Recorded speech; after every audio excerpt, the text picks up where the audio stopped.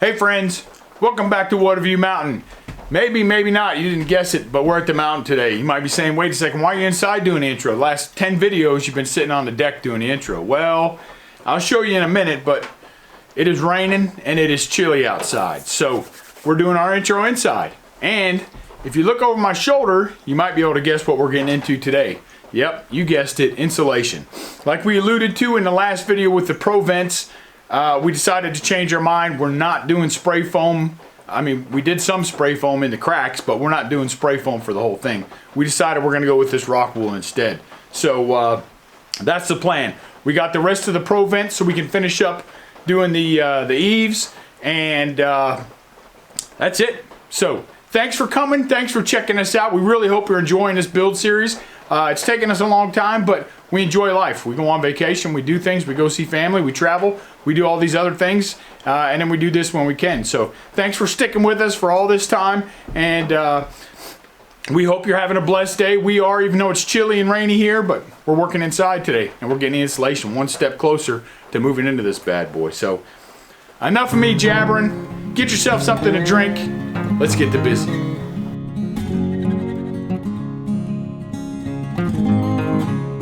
We got a little head start on the game.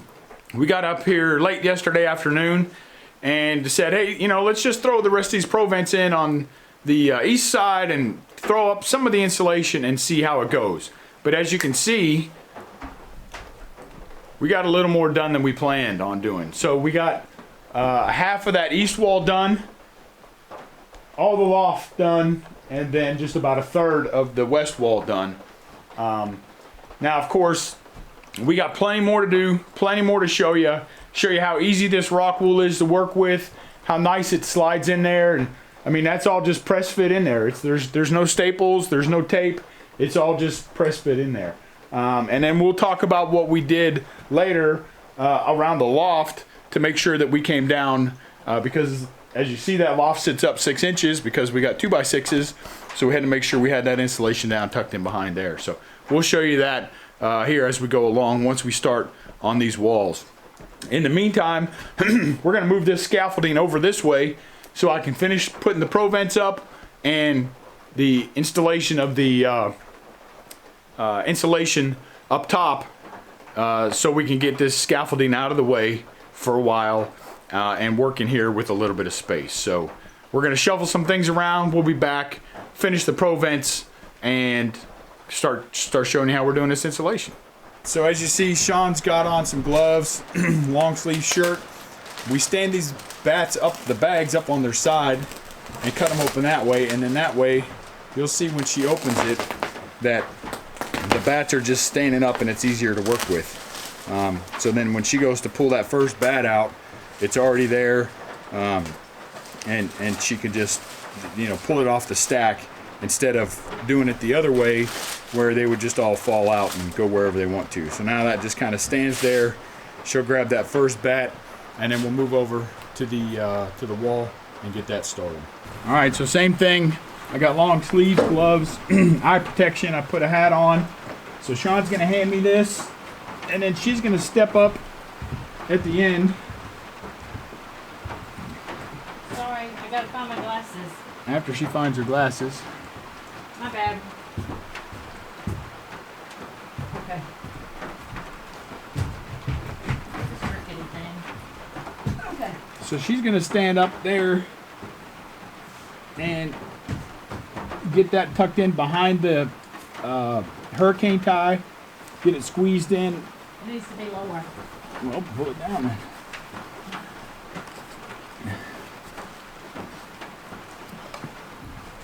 Get it? Yeah. And then, like I said, you just tuck it in, and it's a friction fit.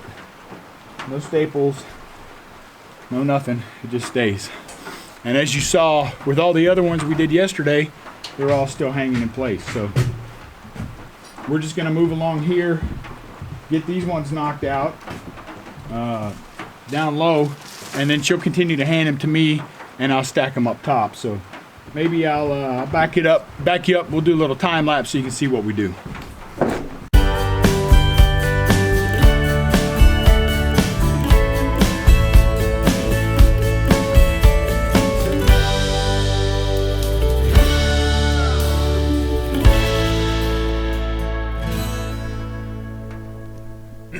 right, there you go. You see, we got all those.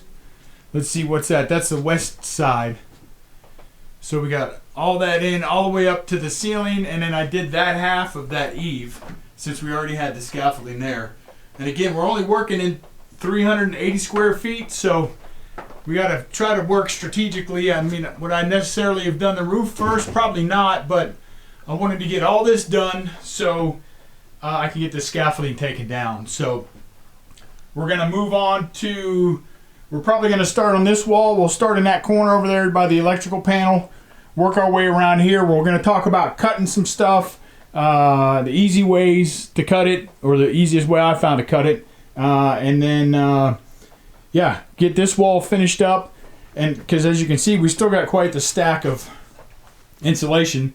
Thank goodness we put it inside because it's been pouring down rain all day. So as we get that taken care of, then we can finish that wall and finish up top and finish up there. So it's just kind of a go around in a circle and get it all done. So let's get after it. These are standard bays, so 14.5 inches or whatever they come out to be. So ideally I would have done all this first, but like I said, we have the scaffolding up, so we did what would be, I guess, the hard part first.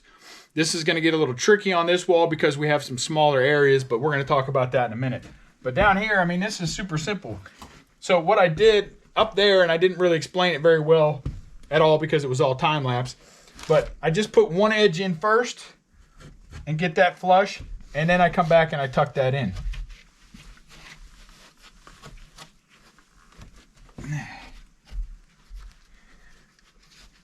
That's it. It's that simple. There's no stapling, there's no measuring, not yet, but these are 8-foot walls, so in theory, this one should fit right on top of this one. Same thing.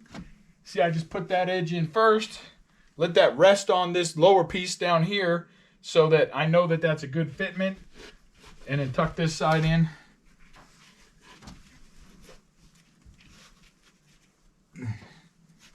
And there you go. So now if it's all the standard 16-inch on centers, which gives us a 14.5 inch gap, then it's that simple. You just fly right through it. Of course, it's not that simple here at Watavue Mountain. So let's take this first little gap right here. I'm gonna measure this. It is 7 1/4 inches. 7 1/4. So let's go back over to the table. We'll grab a piece. I'm going to show you how we're going to cut this down to probably 7 1/2, not 7 1/4, just to give us that press fit. So let's do that. One thing I forgot to mention earlier, this bread knife is what they call it. I just got this on Amazon. I think it was like $9. I don't know what brand is better than any other brand, but this had both sides. So, or, you know, a real nice tight serrated edge and then a more beveled open edge serrated edge. Sure, you could use a razor blade, you could use a pocket knife, you can use whatever, but this makes it super simple to cut with this, and you'll see here in a second because I don't think you could appreciate that on the time lapse. So now, this is a 15-inch wide bat, and like I said, we need, we're going to do 7 1/2 inches. So what I'm going to do is I'm going to take my tape measure right to 7 1/2. Nope, 7 1/2. And then I'm going to run this right down the edge. So what I'm going to do is I'm going to flip my tape measure over so my tape measure stays flush with this, and I'm going to take my knife and I'm just going to slowly scribe it down like that. Take your time, especially the first couple times. If you try to go too fast, you're going to mess it up like I did a couple times. So then I just scribe it. So now I know where my line is. I can come back with the big side of the butter knife now, and I can just a bread knife. Sorry, not butter knife. And then we're just gonna saw it. Preferably keep it on the wood instead of the metal. You saw I was cutting it up on the scaffolding. Definitely not the preferred technique because that's just gonna dull your blade. And then a couple rips through to make sure we're there. There you go. So now it just works out. I have two that are 7 1/2 inches wide. So let's go back to the corner and see if they fit, and we should be able to just finish that out just like that. we'll do the same thing we did with the other ones. I'm gonna sit it down in there. I'm gonna put the far side in, and then I'm just gonna tuck it in.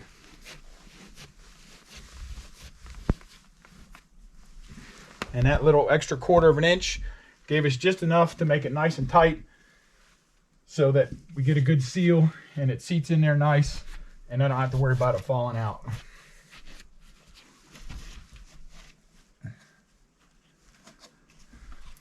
There you go.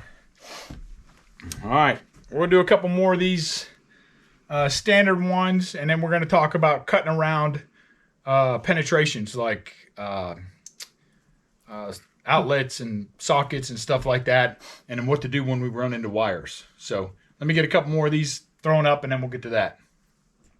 We're at our first penetration or outlet box, right? So we gotta account for this, and we gotta cut out for this. The wire is right up against the 2x4 here, but down at the bottom, if you look, it's coming in from kind of the side, so we're gonna have to cut out for that. So I'm gonna do that while we're here. I'm not really gonna measure that right now because it's so small and specific. What I am gonna do though is I'm gonna measure up on the inside to the bottom of that, and that's about, you can see in there, 43 1/8 to the bottom of that box. So I'm gonna go 43 1/8 up to 46 1/2 to cut that out for that box. So we'll just grab a sheet, we'll throw it on the table, and I'll show you what I'm talking about. Okay, so mark my bread knife 43 1/8 right there. And I only got to come over 2 1/2 inches, which I was pretty close right there. And then I'm just going to cut this whole piece out because it's only 47 inches to the top of this bat. But we're going to save that so that we can try to stuff some behind that when we get over there. So I'm going to take this with us. Now let's go over and see how it fits. Okay. All right, so I cut this kind of hole here for this wire. I stuffed that insulation right there in that gap. And then what I'm going to try to do is get that down flush with the base plate. And then same as before. Well, wait a second. What's going on here? Oh, got to come back and I got to trim some off. This is, well, maybe. Nah, we'll just stuff it in there.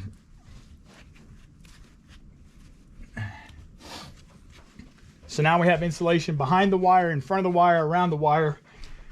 There's no insulation behind this box because it butts right up to the exterior wall, that OSB. So I might try to spray some spray foam down in there just to help give us a little bit of insulation, but there's no crack, there's no break or anything else there, so I'm not worried about airflow coming in from outside like we were with the other one. So I'll probably just leave that alone. So all right, let's go back and get our other sheet and we'll throw it up here.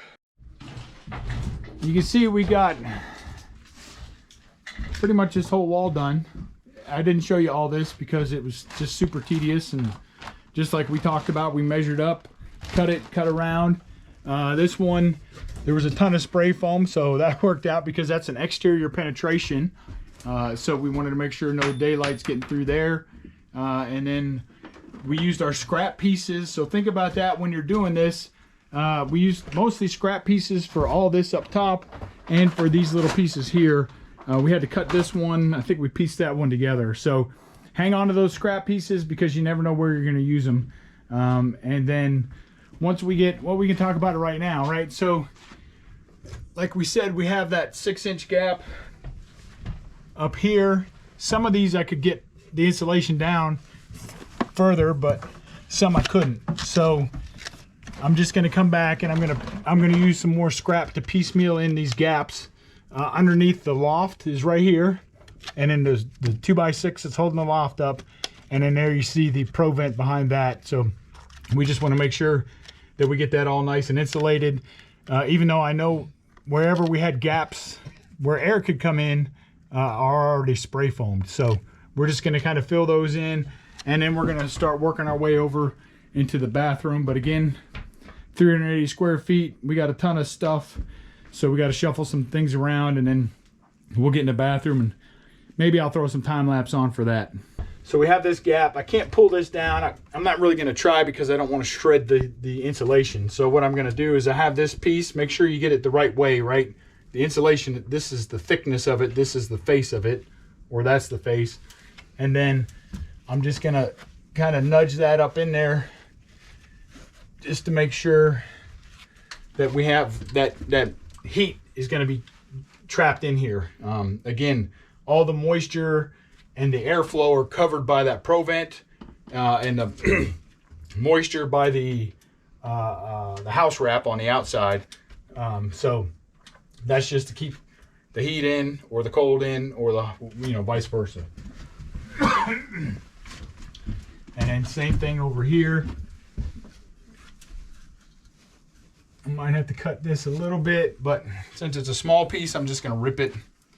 I'm not going to go get the knife and gotta tuck that in there. I need one more piece because again, this was tough in this corner back here to get back in there. So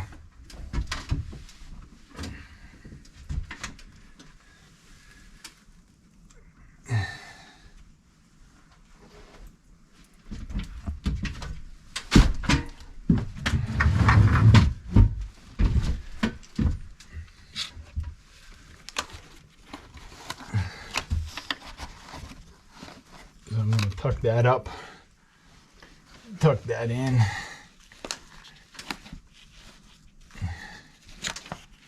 There you go. And then, like I said, you see the plenty of spray foam that was in there, but now we're insulated and we're all good to go. That easy. All right, let's do some easy stuff on these walls right here. There's some nails. Does that matter? Oh. Just put the left side in all the way in.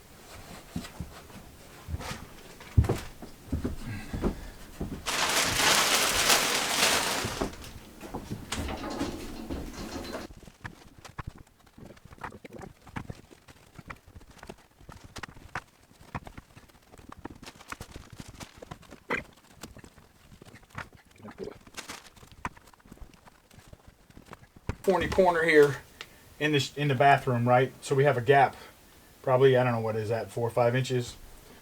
So when I start putting this insulation in, I'm gonna do just like I've told you before. I put one end in first, but I gotta kind of nudge it in and then push and push, nudge, push, tuck, push, push, push. Keep doing it. It's tedious, but we want it to get all the way into the back of that corner. So just keep nudging it, nudging it. And now if you look right in there, you see down in that corner, we got it almost all the way back there. So just squish and push it. Keep going until you feel like it's in there, because you don't want to leave that uninsulated. That's the word. Uninsulated. All right, we'll keep going.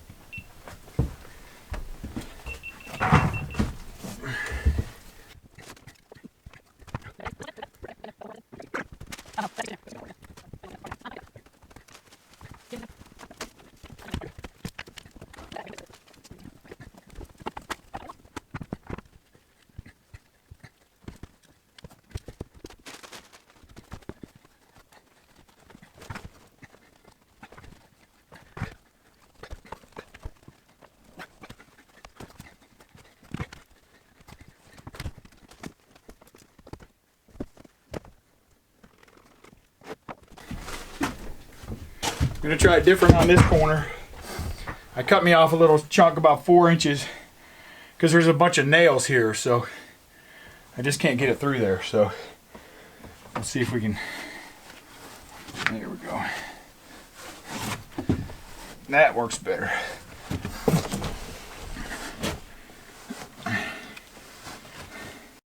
Always adapting. This time for this corner, you see there's a bunch of nails in there. I just couldn't get it through. So I cut off a little 4-inch section, the full 48 inches long, and then just tucked it back in there. And that went way better. So now I'm gonna come back with the other piece that I cut that off of, and it should fit like a glove. There we go. More bueno. So I do the same thing for this top piece. I'm just gonna cut off about a 4-inch section, stuff it in there, and pop it in.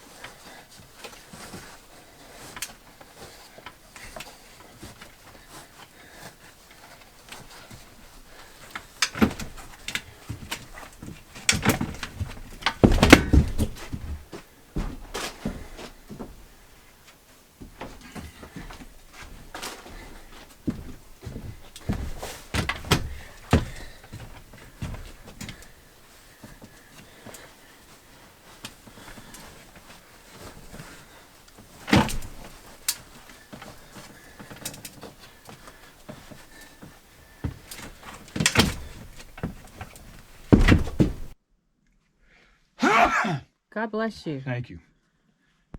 We're in the shower. Hot water, cold water coming up.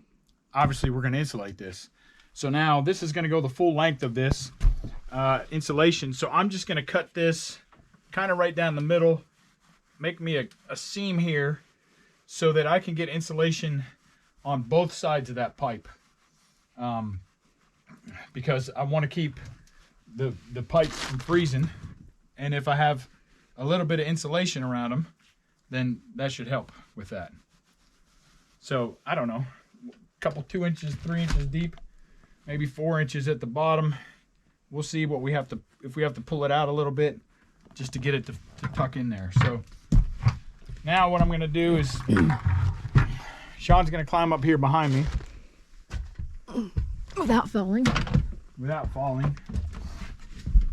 And then, I don't know how well you can see this, but I'm splitting this insulation open here. And I'm putting some behind the pipe and some in front of the pipe. And then as I come up, I'm just trying to work that pipe into the insulation as I go. So that side's pretty good. Now the tricky part is, well, maybe let me try the other side first because it's further away. So you see that goes right in that gap, feeding it right into the insulation.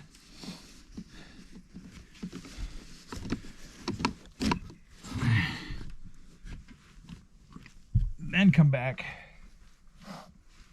and get that behind it.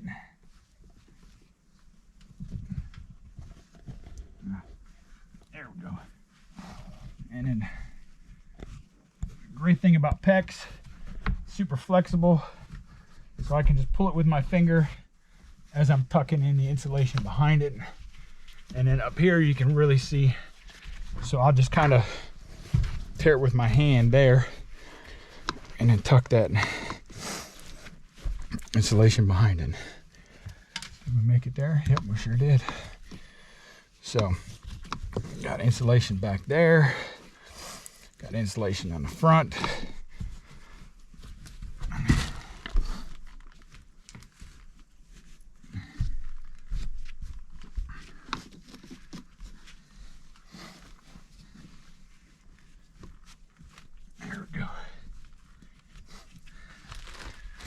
And then for this one, I'll probably just leave this in front of that bat.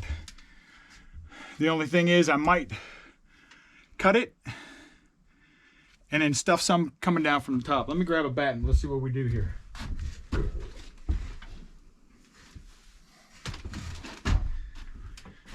As far as I know, there's no hard, fast rules on what you have to do, right? There's things you should do, but have to do, I don't know. So from there to there. So I'm gonna cut this here just because I think from all the other pickles we've been in, all the other tight spots, it's easier to work with one small piece and cram it into a tight space than the whole bat. So I'm gonna tuck this behind here. Maybe I might have to cut.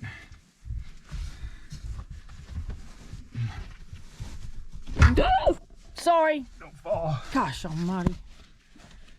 Oh, my goodness gracious.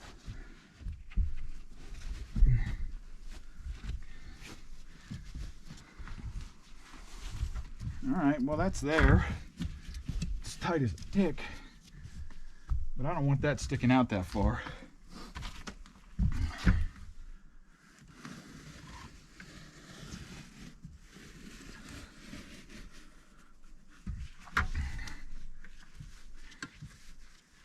Well, it's going to stick out that far anyhow, I guess. Let me keep tucking this. Up, up, up. That's the last thing we need is the pipes freezing.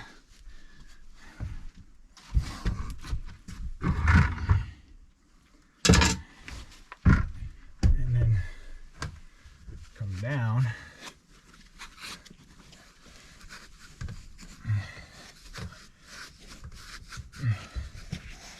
Down with that. And then tuck and shove. Whoops. There you go. So I can feel that other piece. I can feel this piece from the bottom. So I think we're tucked up in there nice and easy. And then, like I said, we got a little space for that. There you go. Bathroom's done. Let's move on to the bedroom. So here's a great example of why you want to keep these wires when you run them through your 2x straight. Because now we're going to put this insulation in, but this side is 9.5 inches. Then it dips down to 7 inches. So we got kind of a curly Q kind of thing going on there, because again, just like everything else, we want the insulation to be behind that wire as well as in front of that wire. So because my measurements aren't going to work for me, I'm just going to kind of take the knife and score along the back side of there. So that kind of follows where we're going. And I'm making a channel just like we did for the pipes, making a channel for that wire so that we have insulation everywhere we need insulation. So now I'm going to set that down, and then if you can look, it's tough to see, it's dark, but But you see that wire is just tucked right into there, and then I'm going to put the insulation in place like I normally do.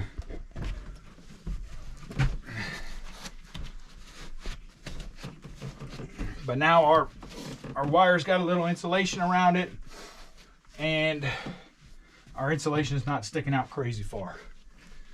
So there you go. And then the same thing, well not the same, but just like we did before for these penetrations, right? We're gonna measure up, or if you don't feel like measuring, do the same thing like I just did. Just get your bat, put it up here, make your marks. But we're at 12 inches to the bottom, 16 to the top. So, but this is only 13 inches wide, so I gotta cut some bats down before I do that. But you've already seen us do this, just an outlet box like this. I just wanted to show you how to do a horizontal wire. Now you know. There you go, friends. We're done. We're done. Now I still have to tuck a little bit in behind the faucets on the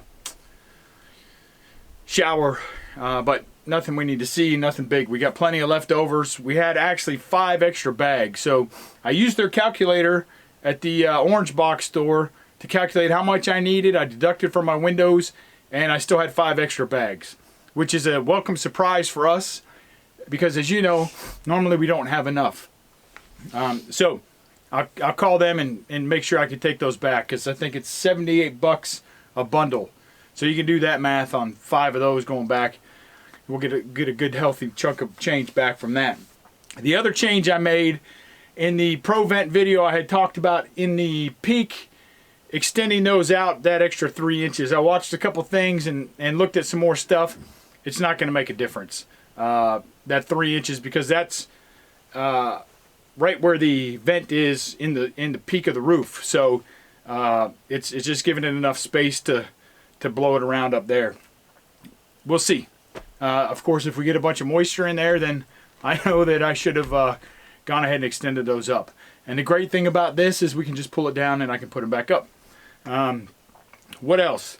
Couple recommendations. We talked about the bread knife, gloves, glasses, hat. Next time I would wear a mask, because I'm coughing up this. They say this is better than the pink stuff or yellow stuff, whatever it is, the fiberglass. But I don't know. I've never done it. So I just know that I'm coughing, I'm itching, my face is on fire, and I should have wore a mask. And 2 people for sure, especially when we're up in these peaks. Now the walls, I could have done that myself, but having Sean cut everything down here, because you know, we had some of these that were off, that were only 13 inches, and some were 12 inches, or you know, like up here above the beside the door, I think that was 4 inches. So having her being able to cut those, while I just went ahead and did some of the other standard 14-inch ones, really worked out well. And it really took us, what did we say, 8 hours? Mm-hmm. About 8 hours of work between the 2 of us. So not crazy, but you see we got the scaffolding out of here. It really opens this place up, and it makes a mess. We didn't have the space because, like we talked about earlier, it's been raining for 2 days. But if we could have, I would have taken all this crap out of here, because insulation got everywhere. We're going to be cleaning up insulation in here for months, because it's in the buckets, it's in the tools, it's everywhere. So if you could take the stuff out, then I would recommend doing that. But again, we're only 380 square feet, so we didn't have much room to go. But that's it. Not extremely hard, as you saw. If there's anything I missed to show you in the video, let me know. I'll come back. I'll do a short or do another long video if it's something big. I don't think we missed anything, but who knows? We just rolled through it. But absolutely blessed. We're super excited to be this far and to have the insulation in finally. And hopefully, fingers crossed, next time we come up here, we can get some of that plumbing straightened out and maybe get the bed in here and just spend the night in here, even just like this with just the insulation. We'll see. And then we'll see if this all stays on the ceiling with that press fit, where it's just pressure holding it in there, tension holding it in there. So yeah, that's it. We're absolutely blessed. God is good, even with all this crazy rain and the silly weather. Last time we were here, it was 27 degrees. Today it's 65, and it's the end of January, beginning of February, something like that. So it's just crazy weather this year. But we got to get the work done. So we did. So thanks for coming. Thanks for checking us out. Remember, God is good. He is all the time, whether you want him to be or not. He's right there with you. Look up this way. We're going to post a new video. I let YouTube pick it because I don't know what you like to watch. So thanks for coming. Until next time, be safe and God bless.